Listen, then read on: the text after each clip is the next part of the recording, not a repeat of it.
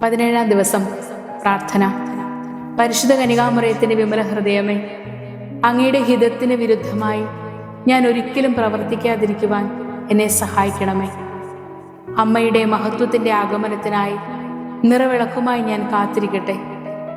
അങ്ങ് പ്രത്യുത്തരം നൽകിയതുപോലെ ഞാനും ദൈവഹിതത്തിന് ഉത്തരം നൽകട്ടെ. കുരിശിൽ കിടന്ന യേശുവിൻ്റെ ഹൃദയത്തിൽ ആളിക്കത്തിയ സ്നേഹാഗ്നി ജ്വാല എൻ്റെ ഹൃദയത്തെ പൊതിഞ്ഞ് സ്വന്തമാക്കട്ടെ. അമ്മയോടുള്ള സ്നേഹം എൻ്റെ ഹൃദയത്തെ ത്രസിപ്പിക്കട്ടെ.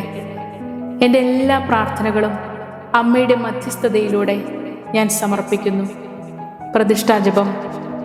എൻ്റെ അമ്മയും രാജ്ഞിയുമായ പരിശുദ്ധ കന്യകാമറിയമേ, ഞാൻ എന്നെ പൂർണ്ണമായി അമ്മയ്ക്ക് സമർപ്പിക്കുന്നു.